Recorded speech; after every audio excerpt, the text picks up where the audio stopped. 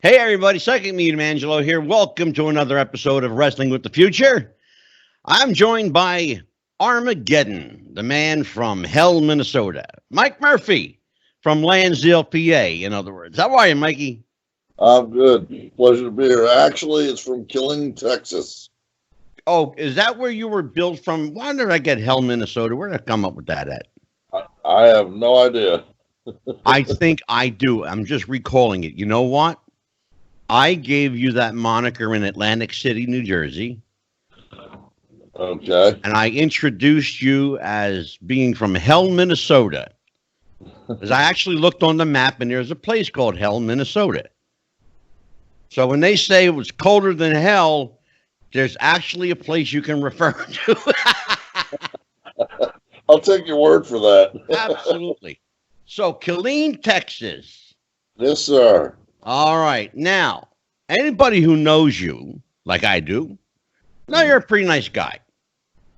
All right. What's our secret? It's our secret. On most days, I'm a nice guy. Most of the time. So, but you were, in your career, a dastardly dreaded heel that put the fear of God into people that you wrestled against or knew they had to work you that night. Because they know, if anything, we know that you like to work a little snug, a little stiff. Mm-hmm. That's good, because there's a lot of guys that like to work that way. But when you're in the ring with a guy, working heel against him, and you say, okay, look, we're going to do this and we're going to do that. Brace yourself or loosen up yourself, as the case may be. Have you gotten any resistance from guys that say, no, I don't work that style? I got resistance from a guy one time, and it wasn't because of the style of wrestling, working tight.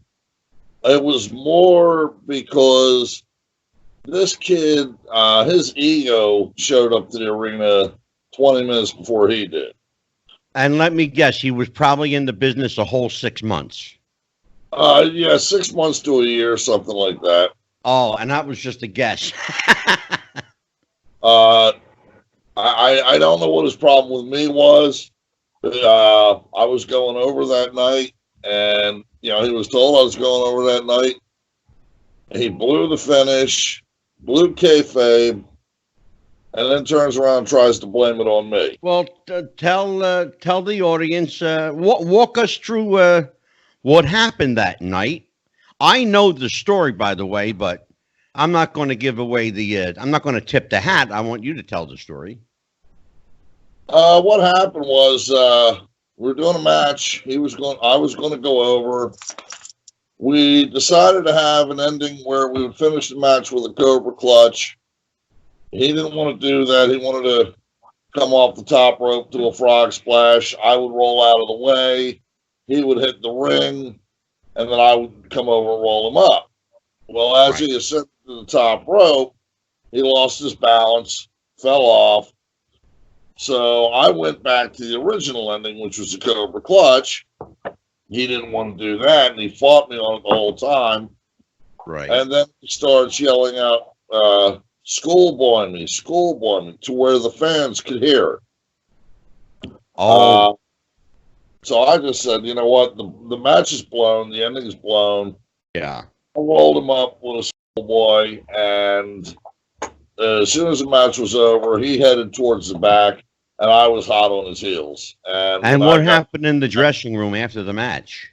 Well, when we got to the dressing room, the booker yelled out to the guys, get between these two. And I was going after him because I firmly believe, you don't blow kayfabe at. You don't try and embarrass somebody because, you blew the ending. And you especially don't do that and show disrespect to the veteran. Right. That's the bigger picture here. You were the veteran in the match. Right. And he showed disrespect to the veteran. Instead of following your lead, sounds like he went into business for himself. Right, exactly. And from what I understand, not too long after that, He got out of the business, and he hasn't been in the business since, from what I understand. Is he still working at McDonald's? Something like that. No, actually, no. Last I heard, he had joined the army. Oh, okay. Well, oh God, from going from the frying pan to the fire. Let them deal with them. going from fake fighting to real fighting. That's great. Gee whiz. So, Mikey, we on the last episode we talked about your beginnings in your career, and we left off right about the point where you had left Dino Santa for a short time, and went with, I think it was called Superstar Wrestling, SSW. Yeah, well, after I left Dino, I took a couple of years off. Okay.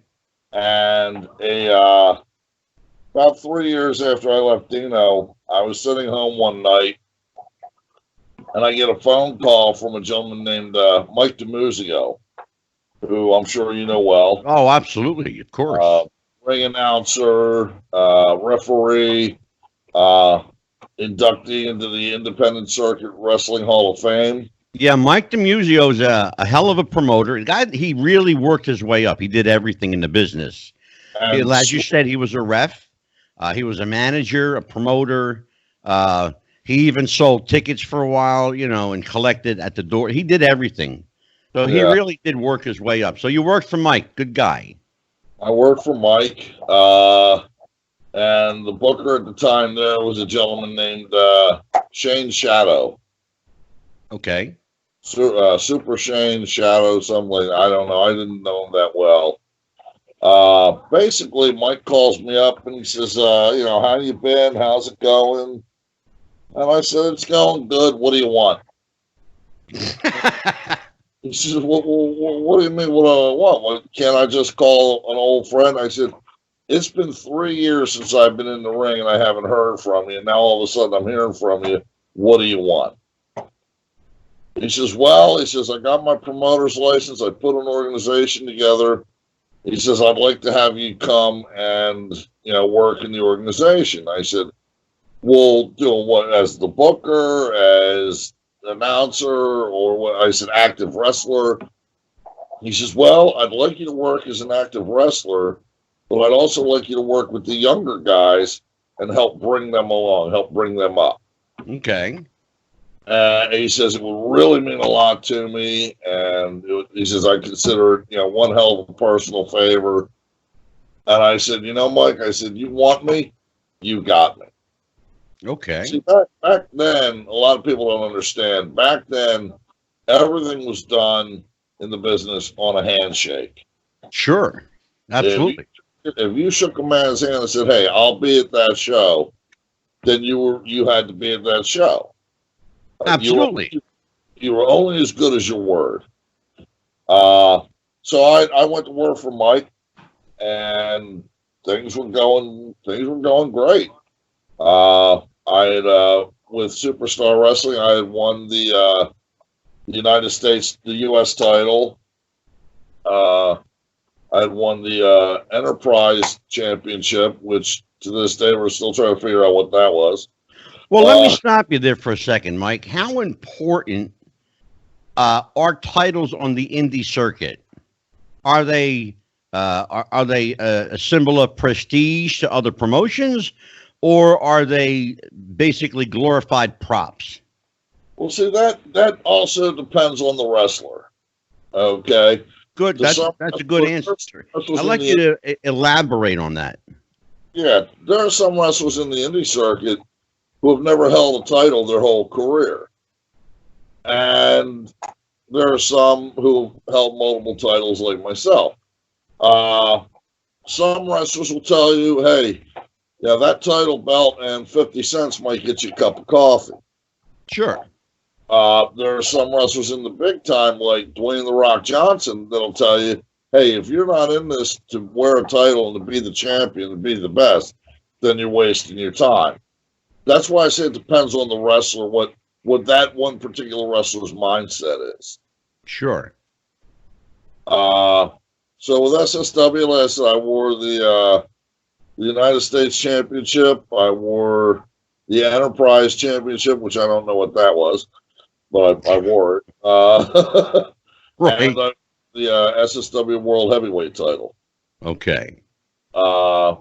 And during that time, aside from a little extra payday, the titles were depending on who you worked for and depending on the guy. Right. And I, knowing a little bit about you, actually knowing quite a bit about you, the title was probably important to you. Definitely, because I looked at it as Dwayne "The Rock" Johnson looked at it. You're in this business not to be, even if it's just one time in your whole career, to be the best, then you're just wasting your time. You're just playing. Who's the first guy to put a strap around you? That would be Dino Sana.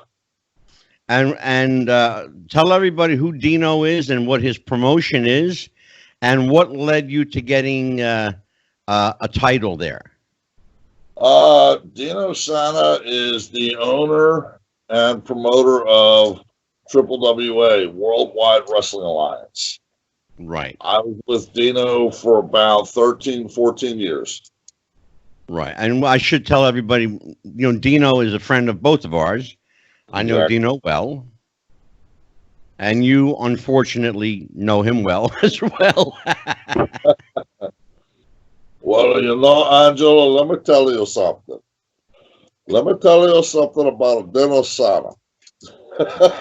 I love your Dino impression. You do a spot on Dino Sana. So let's talk about Dino for a minute. The Worldwide Wrestling Alliance is a fairly significant group in our area, the Pennsylvania, New Jersey, Delaware area. Very significant. Dino had a lot of names come through his promotion over the years. A lot of big names. And made a fair amount of money doing it. At the time you were working for Dino, was Dino self-booking or did Dino have a booker? Dino had a booker. All right, tell me a little bit about Dino's booker. Who was it, and what is his position now, if you know? Well, Dino had a number of bookers. Okay. Basically, the booker job went to whoever really wanted to deal with it, because dealing with wrestlers is not the easiest thing in the world to do. Yeah, I know. I'm a promoter. Remember? When I was working for Dino, he had a booker. His name was David. I can't think of his last name, but he called himself Diamond Dave. And so he was booking the shows. Okay. He would run it by Dino, and Dino would say yay or nay to who he brought on the shows. Right. I had a funny story. I remember I called Dave one night because he and I happen to be friends. I called him one night, and he has fun. He says, "Hello, David, Dino Sana. How you doing?" He says, "Hey, Dino, how's it going?" I said, "Look, well, next week of show, I want you to put Armageddon over for the world title." He says, "What? You heard me. I want him to go over for the world title." He says, "Yeah, but Dino, I'll have to rewrite the whole show." "I don't care. You do whatever you've got to do." He said, "Let me tell you something. You do what I tell you to do." I said, "All right, Dino, it's your promotion." And I said, "Dave, it's me, Mike." He goes, "Oh my God." He says, "Don't do that." Write the whole show. He says, "Don't do that." It's times like this I wish I had an audio recording of Dino speaking, because you really do a spot on Dino. You really, really do. So he thought he was being worked into putting you over for the strap. Right. Well, what it was is, and what they didn't tell me was, I was wrestling for the IC title. Right. And I was getting put over for the title that night. but they didn't tell me. Ah, okay. Until So everybody knew but you. Well, one of the boys in the back happened to go by me, and he said, "Oh, hey, congratulations, champ." And I looked, and I hadn't done the match. Oh, What are you talking about? yeah. And he goes, "Oh, I don't think I was supposed to say that." Well, I'm too late now. Come on, give. And I found out, but I acted very surprised, Sure. That's And funny. well, I'd gotten put over for the title, and the IC title. That was the first strap that I held for Worldwide Wrestling Alliance. And so you mentioned wearing the heavyweight strap, the world strap, and that was for Mike DiMuzio. Yes. What kind of convincing did it take, or what were the circumstances surrounding you even being considered or given the opportunity to wear that strap? Was it something that you wanted, or did they have a storyline that played into your character at the time? To be honest, I think it was a little bit of both. Okay, walk me through it. Well, Mike had known that, I'd always wanted to wear, as we in the business called, the big belt. Sure. And he knew with Dino, I had been denied numerous times. We can get into that later if you like. I happen to know why, and you know that I know why. It's entirely your discretion if you want to go into that later with a gentleman named Paul, last name remain unknown. No, I think we'll let sleeping dogs lie there. Okay, fair enough. But and I'll tell you why. The man for some reason has something against me. I don't know what it is. I've always tried to be nice to him and get along with him. He has something against me. I don't know what it is, and I really don't trust or respect him. And with that, I'll leave it at that. And the reason I brought that up was to demonstrate time. It depends on who the booker is and who the promoter surrounds himself with, who gets into his ear. Let's put it that way. Right. And I didn't specifically want to single him out, and that's why his last name will remain nameless, and his character name will remain nameless. But this person had a personal issue or heat with you, as they say in the business. He had heat with you, and that prevented you from going only to a certain point with Dino, right? Yeah, and you may never know. But Mike DiMuzio decided, let sleeping dogs lie. Yeah, but Mike DiMuzio at some point said, "You know what? Okay, let's do this." So tell me what the circumstances surrounding you being considered for the heavyweight championship were. Well, one, I was nearing the end of my career. I had been in the business for about 16, 17 years. I was getting older. A lot of new guys coming up. Brian Hardy was the heavyweight champ at the time. And he was going out he was taking some time off from the business to follow his musical career. Okay. For those of you that don't know, when I say Brian Hardy, I don't mean Brian Hardy from the Hardy Boys. I mean Brian Hardy from, I think his dad was, I can't even think of his name, but he used to pat himself on the back. Oh, Barry Horowitz. Barry Horowitz, yeah, I think his dad was Barry Horowitz. Yeah, we should say that his father, in fact, is Barry Horowitz. Right. That's a fact. Yeah. So we put this thing together where I got on the SSW website, and I basically, called Barry out, or called Barry, yeah. I called Brian out, and Right. the night of the match, the show had just started. Mike was out welcoming the crowd, and my music hit, and I came walking out. I was still in my street clothes. I came walking out, Yeah. and I got in the ring, and Mike handed me the microphone, and I looked at the crowd. I said, "Okay, for those of you that have been following what happens on our website, you all know that I called Brian Hardy out. Well, tonight's the night, Brian. I know you're in the back. I know you can hear me. Bring your skinny little ass on out to this ring, and you tell these people whether you accept my challenge or not." Yeah. Well, he came out, and, of course, I was this, I'm not worthy, I'm in the presence of greatness, yada, yada, yada. And I took the microphone from him. I said, "Well, Brian, I don't need Mike in this ring. I don't need a referee in this ring." And I started unbuttoning my shirt. I said, "For all I care, we don't even need a match. We can do this right here and right now."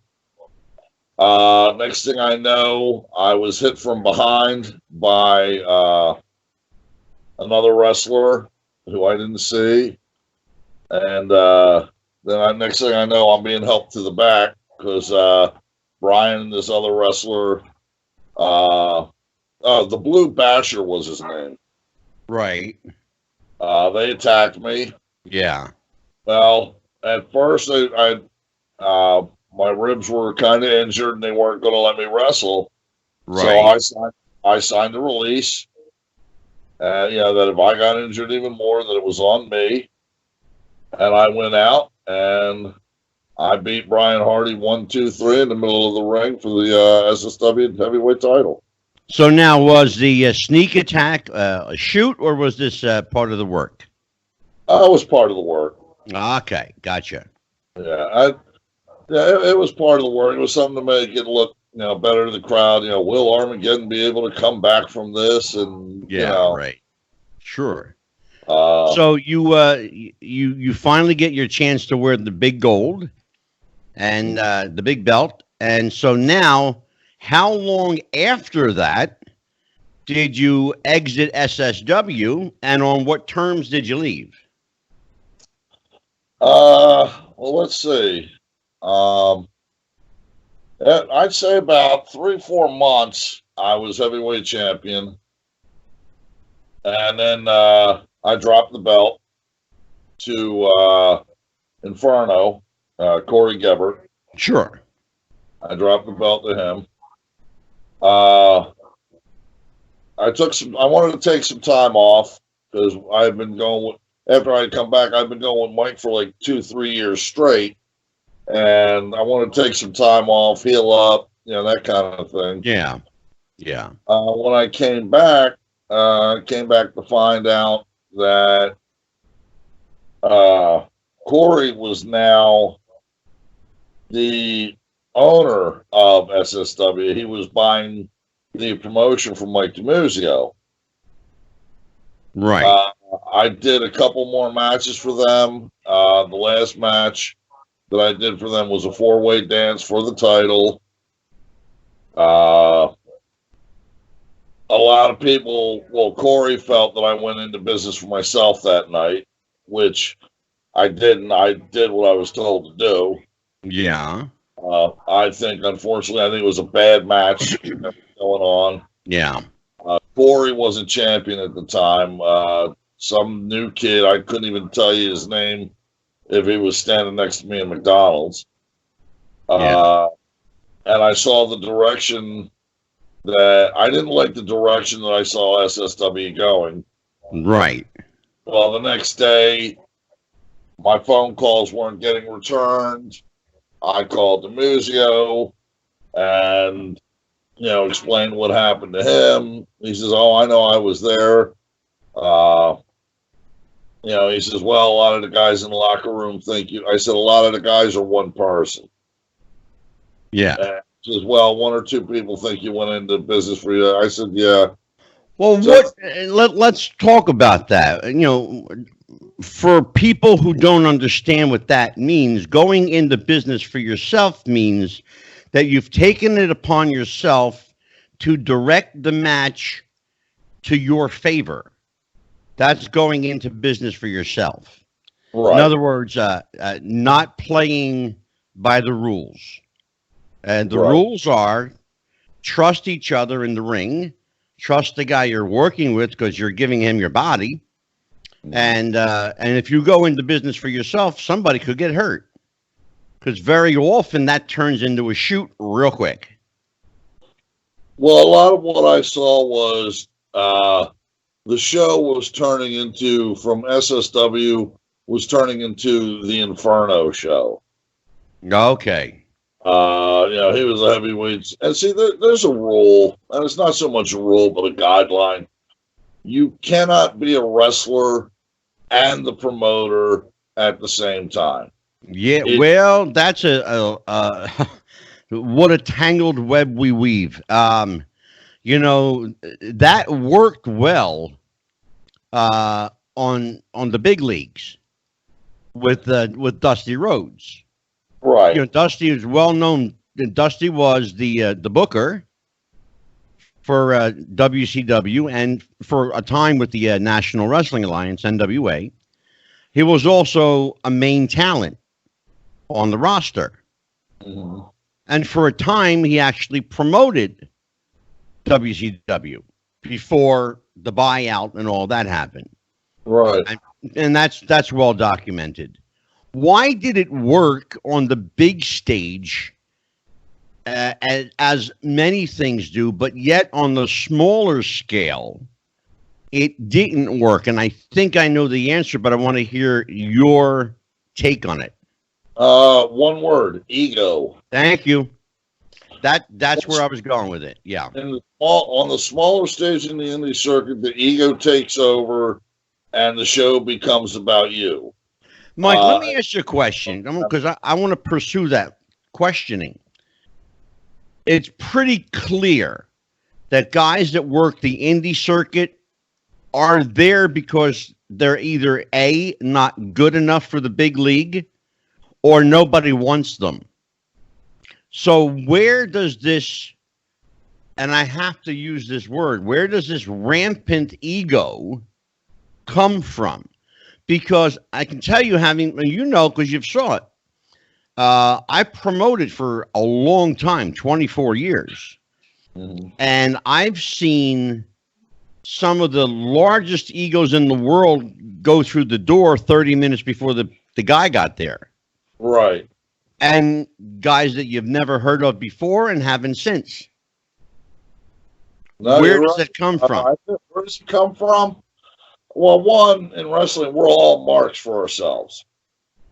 Well, it's fine to be a mark for yourself. There's, it's pretty clear everybody that works in the business is a mark for themselves for some degree. But what I want to know is, where does that, step aside because I'm here now attitude come from? Where does it come from? It comes from, a lot of people say, oh, well, it's not ego, it's self-confidence. Well, there's such a thing as too much self-confidence. I mean, there are wrestlers out there that you and I have dealt with that are great wrestlers. Just ask them. They'll tell you. Exactly. But they couldn't, they don't know, a wrist lock from a hammer lock. Sure. Or no, how's that go? A wristwatch from a wrist lock. Yeah. That's another monsoonism, by the way. Where does the ego come from? Well, I think most people to get into wrestling, I think we were all that kid growing up in school or on the playground that either couldn't hit a ball, run fast enough. Yeah. We were the main target in dodgeball. Yeah. And we all have something to prove. Mike, does it come from people telling you over and over again how great you are and building you up, even though you may be the drizzling shits? Can we have a little truth? Yeah. Because the people that are telling you that are the people in the audience who were that fat kid that couldn't kick the ball and kickball or catch a ball that well or run that fast. And they couldn't even do wrestling, but they'll pick out a wrestler. And it's almost like, hey, I'm hanging with this wrestler, even though it's an indie show, I'm hanging with this wrestler. He's the great next to sliced bread.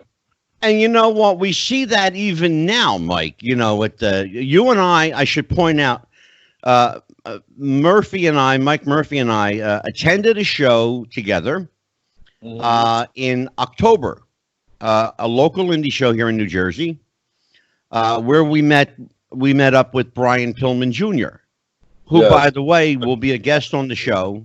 Great guy. Yeah. And Brian, very humble guy, probably the biggest star in that locker room with zero ego. Zero. When we met him, he was very humble. Mm-hmm. He was very laid back, a gentleman, very soft-spoken.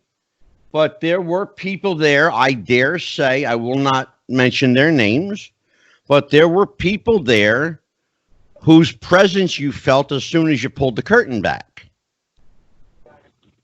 who I don't know and probably will never see again. The ego, I think, comes from people telling you, marks for you, telling you how great you are. We had a show, I should point this out, I was the owner and promoter of NCW All-Star Wrestling for almost 25 years, 24 years. And Armageddon, Mike Murphy, worked for me a couple shows. The most notable of which was at the Atlantic City Sands Casino for the 9/11 benefit. And we had some big names on that show. Yes, we did. And there were 3 people that worked on that show, and I will name names. It's Kevin Matthews, Greg Spitz, and what was the other guy? It's Greg Spitz, Kevin Matthews, and I'm wanting to say, no, not Slayer. It wasn't Slayer. George was a good guy, but there was one more guy. But the point I'm trying to make is that these 2 guys came through there like they owned the place. In fact, Kevin Matthews was the guy who'd sidestepped Slayer, causing him to break his shoulder on the guardrail. You remember that? Vaguely, yeah. I had done my match and I was backstage. Yeah. That was we have the film of it. Actually, we have the entire show, and you can clearly see where Slayer got on the top rope and jumped into these 3 guys. Kevin Matthews sidestepped it, leaving only 2 guys. Actually, no, you're right. I remember that. You remember now? Yeah. You know, and why? Why he did it? I asked him afterward. He didn't feel like he should have to job the match. Well, it was a 6-man match, so there were going to be at least 3 jobbers in that match and 3 guys that went over as a team. A team. You said wrestling's not a team sport. Well, that night it was. Right. When you've got 3 guys against 3 guys, well, one team's going to go up and one team's going to go, going to have to be put over. Yeah. I mean, one team's going to have to lay down and one team's going to get put over. And he didn't feel like he should have to do that. My match, I'm calling him out. dance. We were the first match out. I was in a three-way dance, and I was told, hey, you're going to be the first one eliminated. I looked at it as, hey, first one eliminated, last one eliminated. I'm getting paid the same amount. Don't bother me. Yeah, exactly. Yeah. So let's talk about the state of indie wrestling in our area. Let me back up on a couple things that you had asked me. I didn't get a chance to answer them. You had mentioned as far as the booker or wrestler being the owner of the company and the ego and all. You know, you brought up the late great Dusty Rhodes. Well, why was it able for Dusty Rhodes to be the booker and, you know, promote himself in the shows? Well, if you watch, how many matches while Dusty was doing it, how many matches did Dusty go over? Very few. Sure. Very few. Exactly. Also, where does the ego come from? Well, like we said, the ego comes from, you know, we're getting patted on the back by the fans.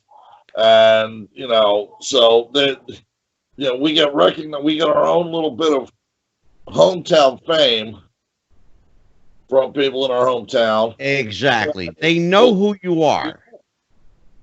Sure, they know who you are. And they should know who you are. And they should come out to support you. Right. But it should not give you the right to carry yourself like you're better than anybody else, because let's be honest about it, you're all ham and eggers. Oh yeah. Oh, I'll be the first one to say I'm an indie circuit ham and egger. I am no one special. I am, yeah. If I was so special, and this is what I don't like about a lot of guys in the business that are coming up in the business. And let me point it out to them right now, guys. If you're watching this and you're in the indie circuit pro wrestling, guess what? Unless Vince McMahon is banging down your door with a contract in one hand, okay, guess what? He doesn't give a shit who you are. And the only people that do care who you are is your mom and dad and your family members and your friends that bought tickets to the show to come and watch you. Other than that, no one gives a shit who you are. Exactly. So exactly. That attitude that, hey, I'm a ham and egger. Yeah, maybe one day I'll get lucky enough and get a tryout with the big time. But I've seen tryouts with the big time. They get their tryout and they go up to Connecticut, they do the tryout, and then they never hear from Vince ever again. Exactly. So, and that happens more often than people know. Right. So go into the business being humble. Respect the guys who came before you. Show them the proper respect. Well, that's something we can go into now if you want, or we can go there later. But showing the respect to the guys who paved the way. Now, I should point out that in your career, you've had the opportunity to step into the ring with some legends. Give the people listening and watching some idea of what we're talking about, who you've been in the ring with, and how do you show a legend respect? Well, the one legend I was in the ring with, and he was a WWE Hall of Famer, the great Nikolai Volkov, may he rest in peace. Nick, I hope you're watching.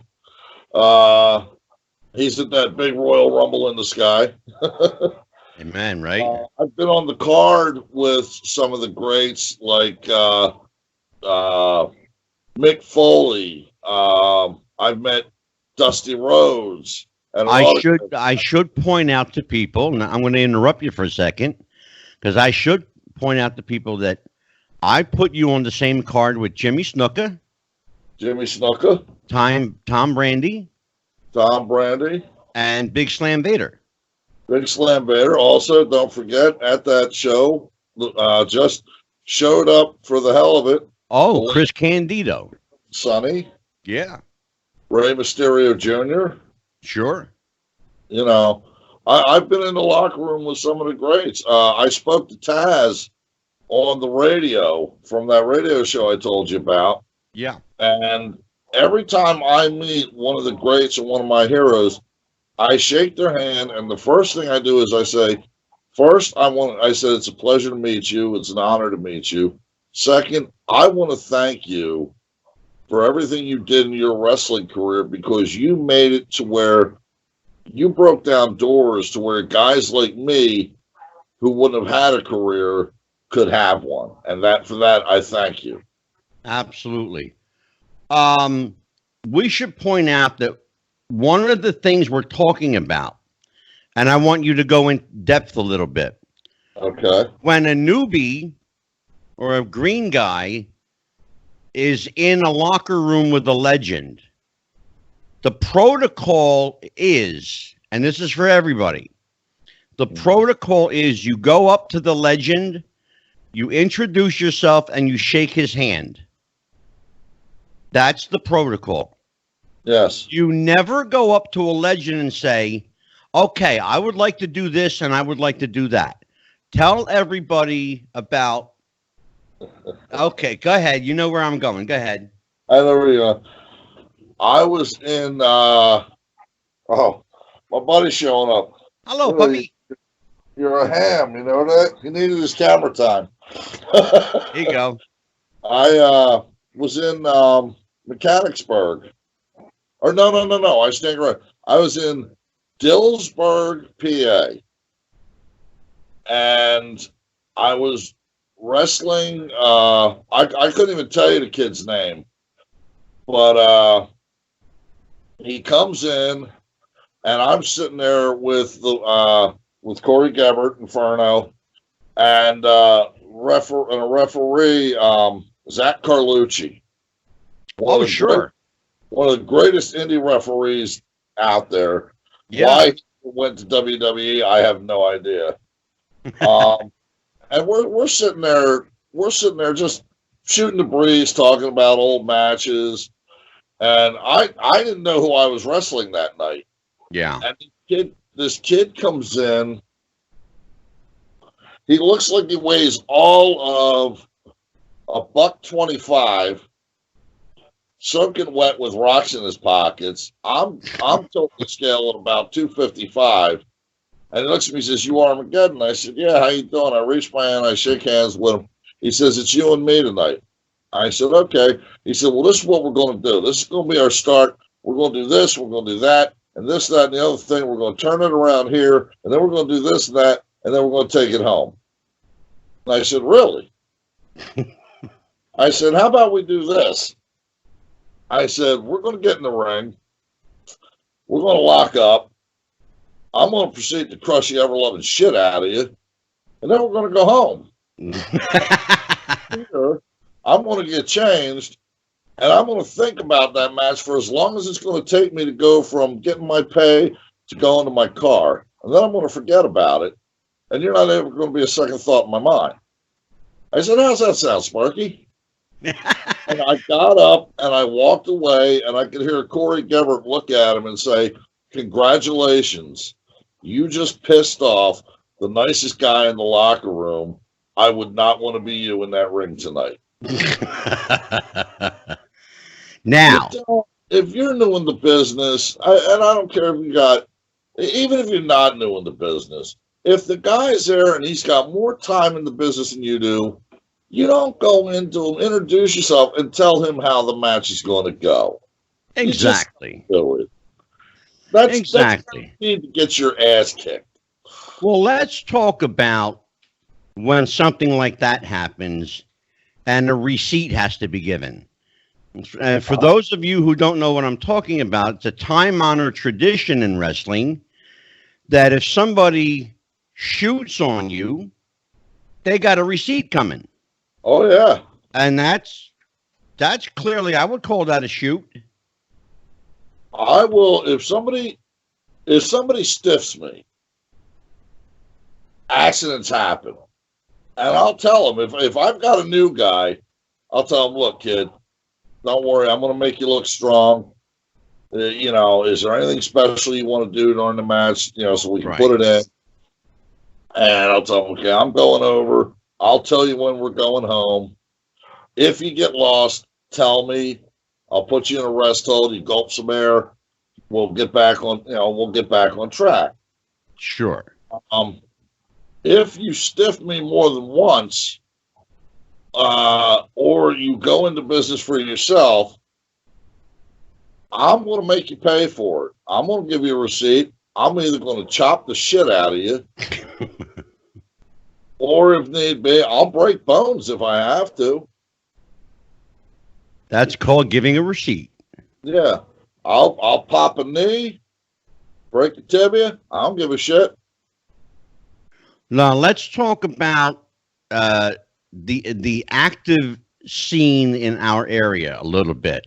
We live in a very wrestling rich area. The Northeast is, for all intents and purposes, it's the mecca of indie wrestling. Pennsylvania, New Jersey, and Delaware. Of course, Delaware, we have the ECWA, Jim Kettner's group. New Jersey, we had, and I say that past tense, had NWA Jersey, and Jersey All Pro, which my new co-host, Ricky O, was the owner of and promoter.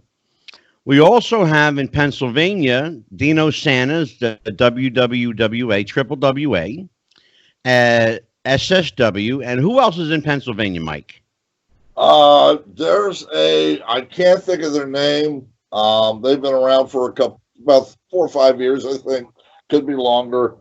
An upstart group of young talent. Oh, Mike, is that Atomic Wrestling? I'm sure they're fine talent. I've never got to see them though. Is that the group, Mike, called Atomic Wrestling Federation? It might be. I think I know which one I think it's called Atomic. No, I think Excellence. Okay. Excellence Wrestling Federation. I'm not sure. Okay. I'm not 100% sure. You also have WXW. Okay, sure. Run by I think it's WXWC4, and that was run at first by Alpha ANOAI. It's now being run by Samu ANOAI. Okay. The famous Samoan family, the Wild Samoans, Alpha and Sika. That's right. And Samu is the nephew, right? Samu is the nephew, yes. Okay, and I should point out that I partied with Samu at my father's bar, and he's a hell of a guy and a great drinker. And I'll leave it at that. Talk to me about when you're working your state and you get called to another state like New Jersey, like I brought you in. Do you have to change your style to that promoter, or do you just wrestle the way you wrestle? Basically, or does it depend on what they want from you, Mike? What I would do, like you and I did, I met many phone calls. And you and I, we sat down and I said, tell me what you want. What do you want from me? Sure. You tell me what you want, I'll probably be able to give it to you. Well, you remember when we spoke, the one thing that I said to you, the first thing I said was, what do you do well? And your answer, and I'll never forget your answer because it was classic. And I said, I looked right at you, and we were in my home. I said, Armageddon, what do you do well? And you looked at me and you said, I beat people up. I think it was more along the lines of, you said, Armageddon, tell me, what do you do well? I said, well, I'm an asshole and I beat people up. That's pretty well what you said, yes. You looked at me like, all right, is this guy shooting on me? Or I thought to myself, I have a friend for life.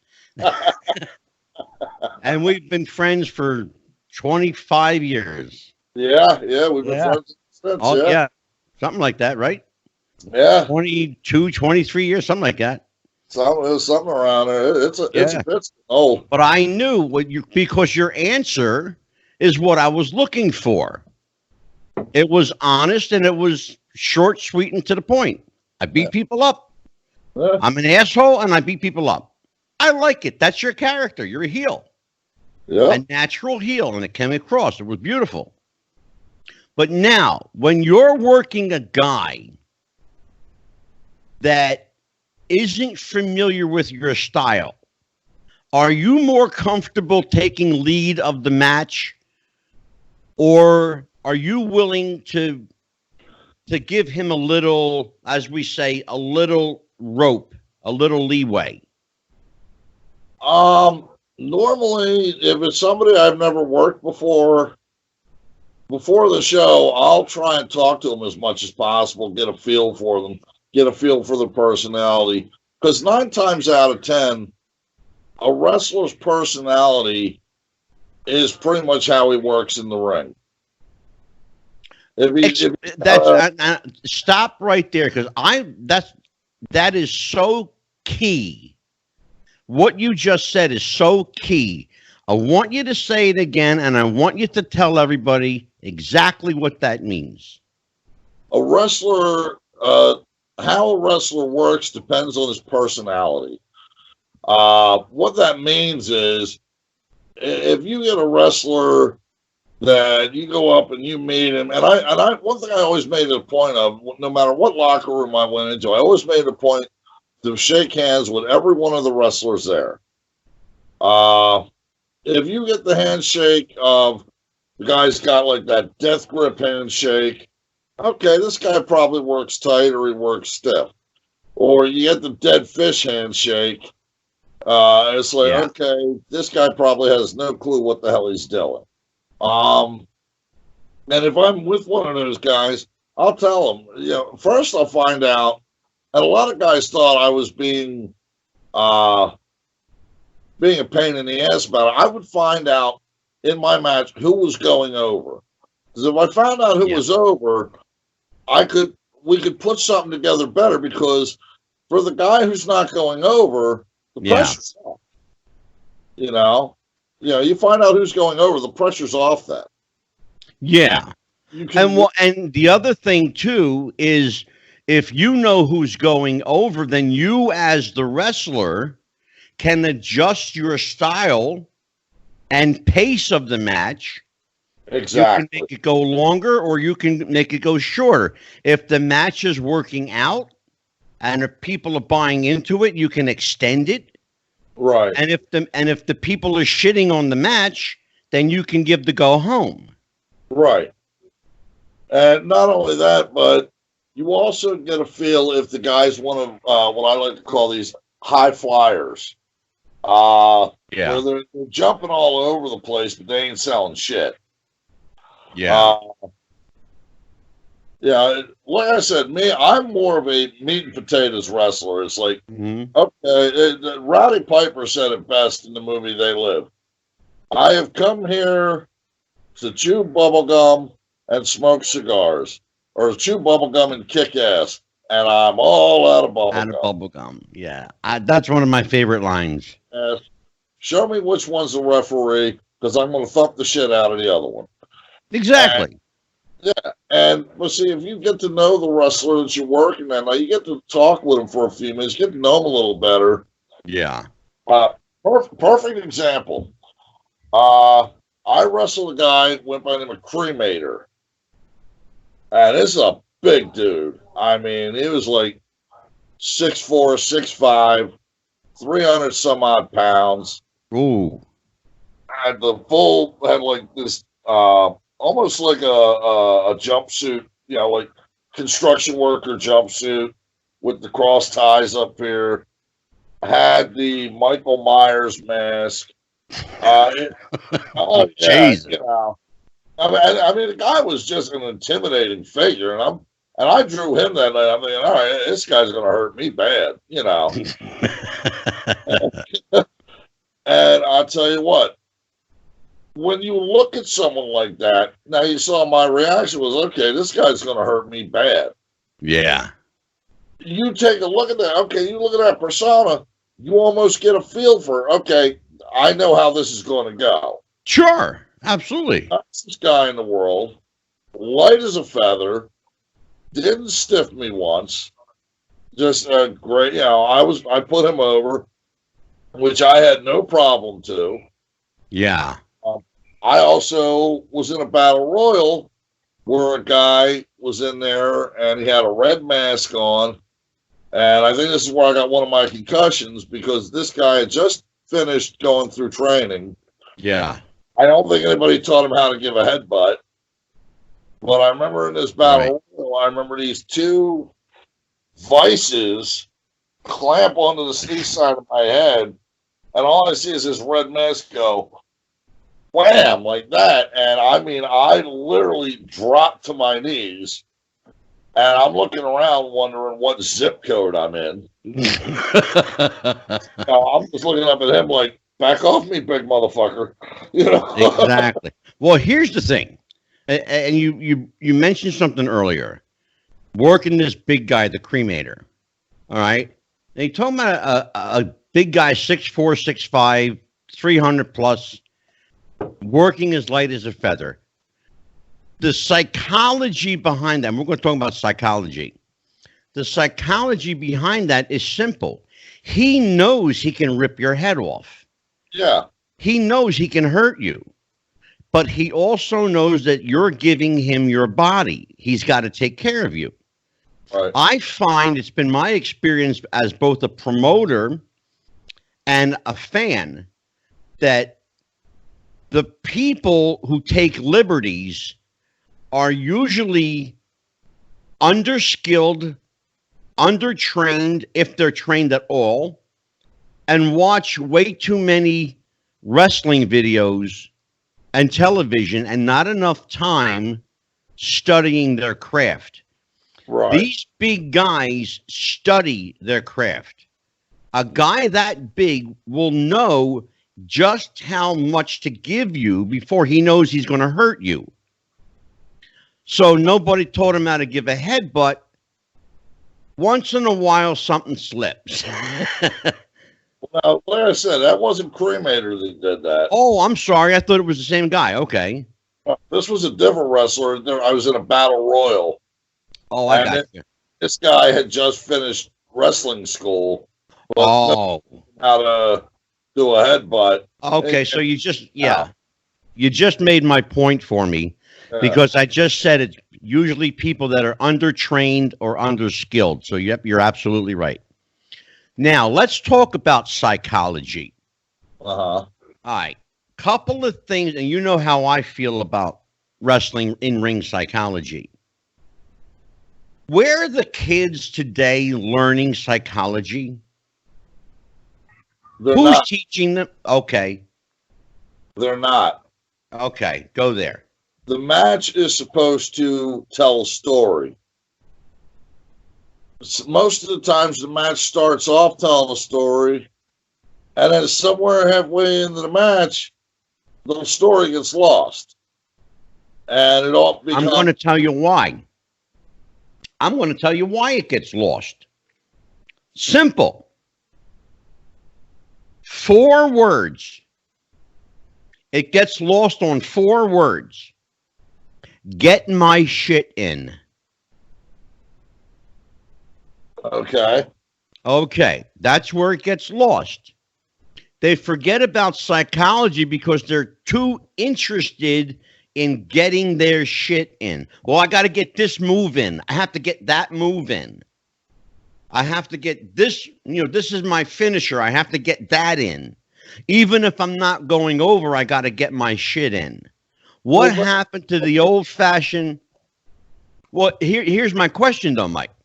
What happened to the old-fashioned adage of working the match, doing the finish, whosever finish it is, putting over your guy or laying down for your guy, as the case may be, and going home?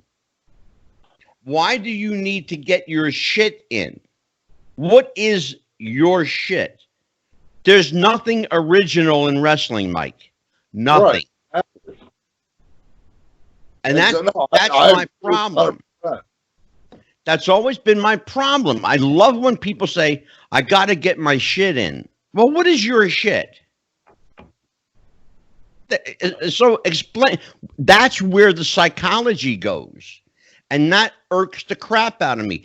Tell everyone who trained you and what was the first thing he said. Because I thought this was classic. Tell everybody. I was trained by WWE Hall of Famer Alpha ANOAI of Alpha and Sika, the Wild Samoans. And he said, Mike, and everybody called him Pops. Yeah. Everybody called Alpha Pops. And he said, Mike, I want you to remember one thing.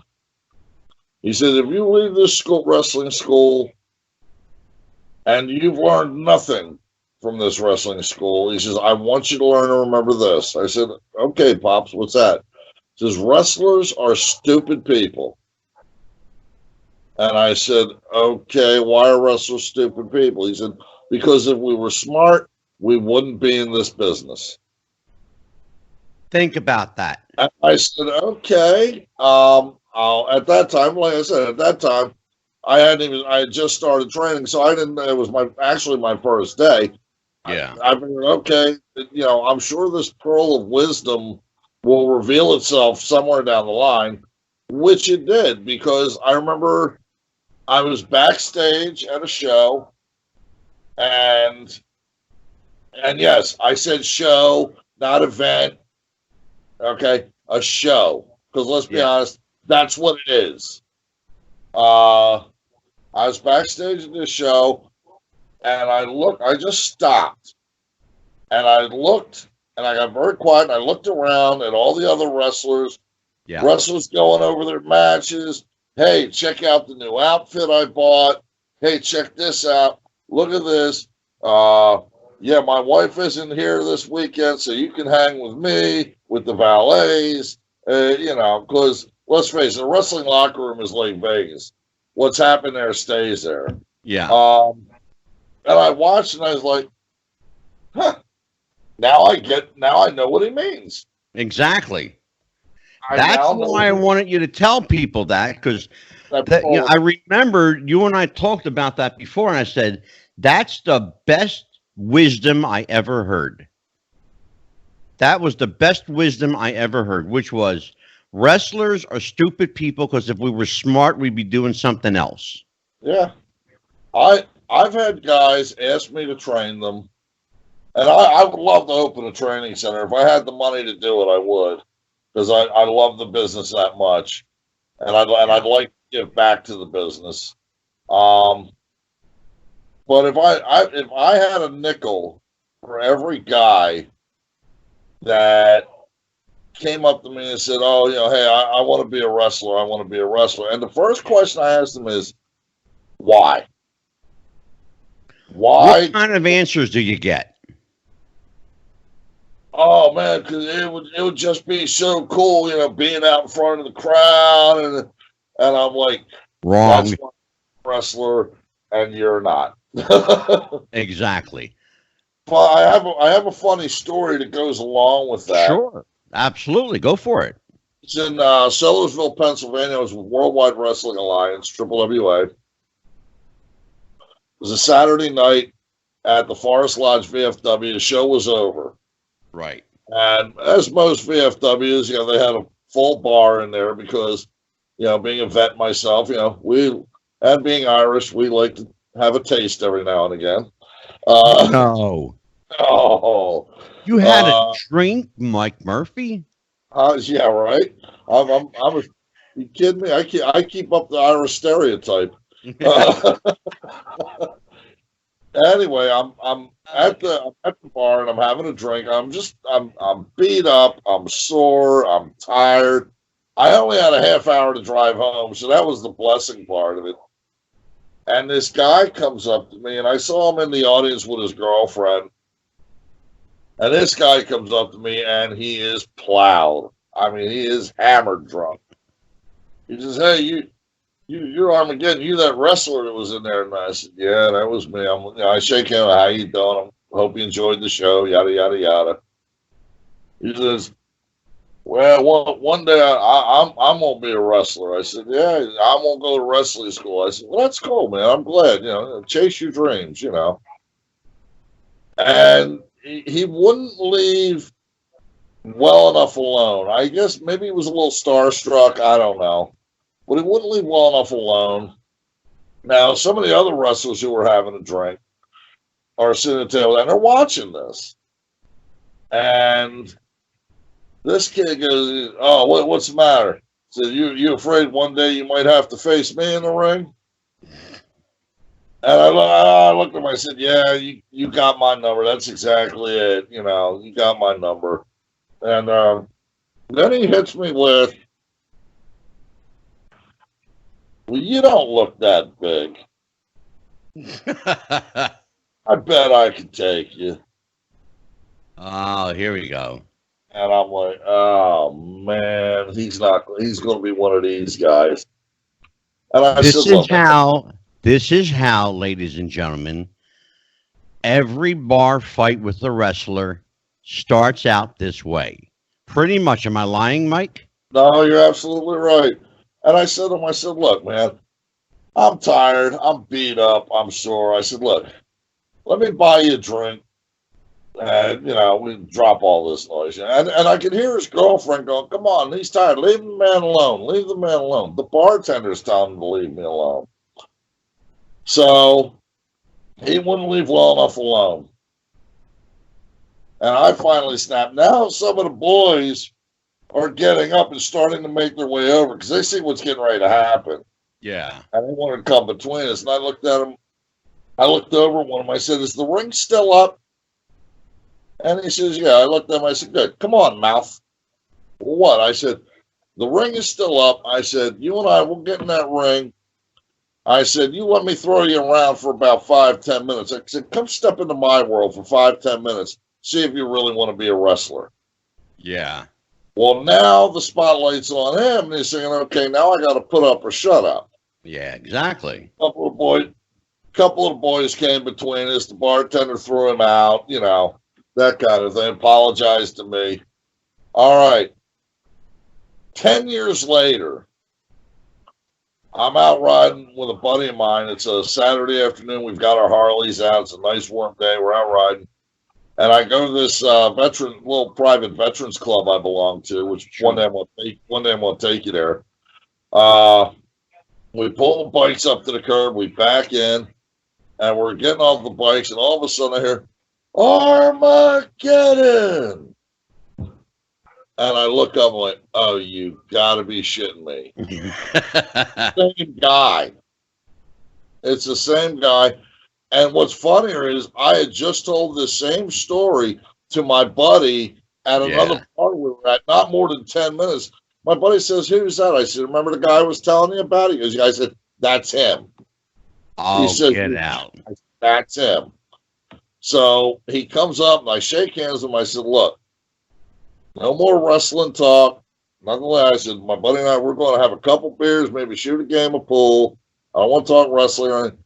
Well, don't you know, if this guy gets 2 or 3 drinks in and he starts. And Unbelievable. finally, Some people don't learn. I pulled him aside. I said, I'm going to tell you what. You're going to do this here. I said, "This is the club that I belong to."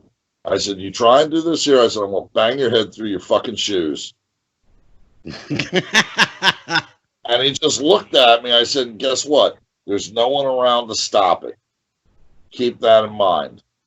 And I just turned and walked away.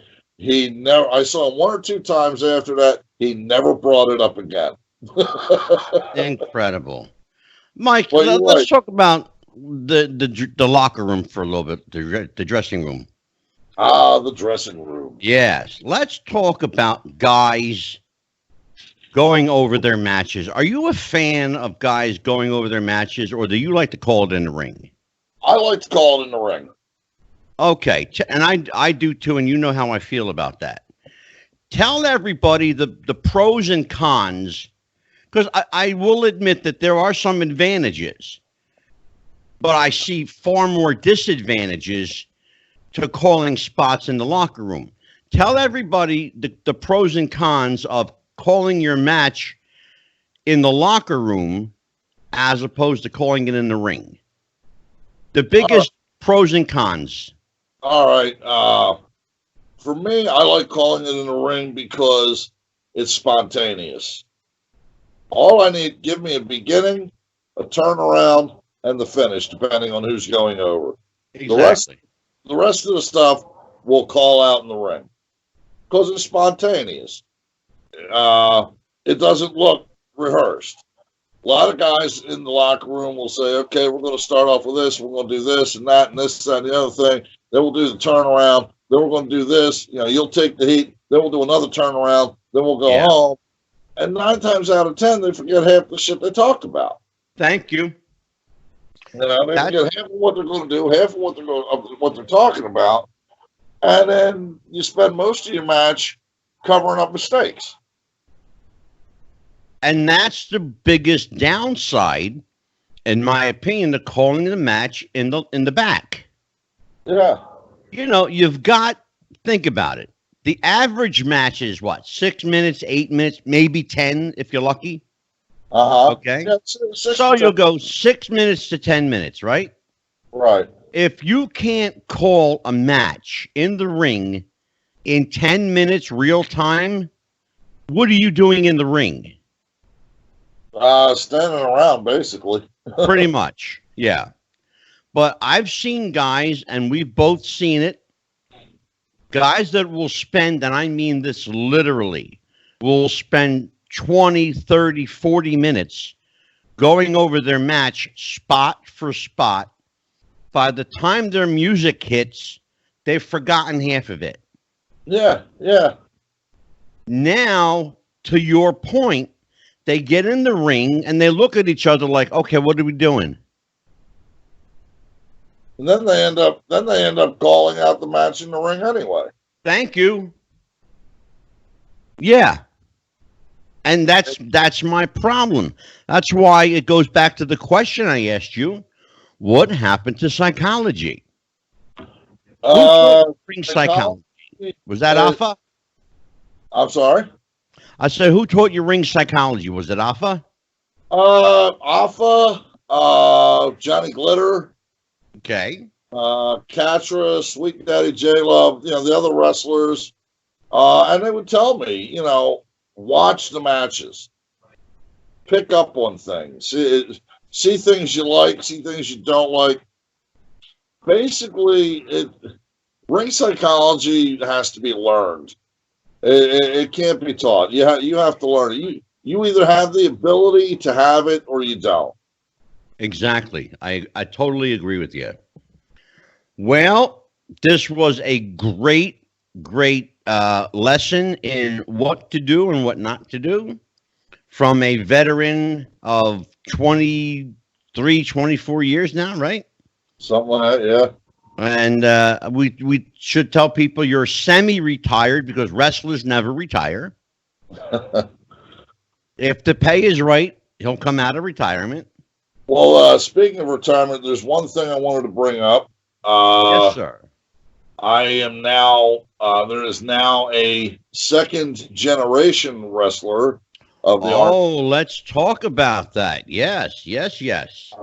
I was down on Saturday night. I was down this veterans club that I belong to, and my daughter in Indiana called, and she says, "Hi, Daddy. Guess what?"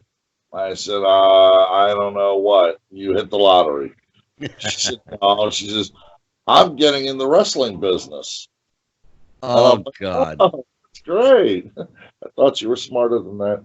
Anyway, she said, "I'm here." She says, she says, "Right now, tonight," she says, "I'm just going to do sing the Star Spangled Banner." I said, "Okay."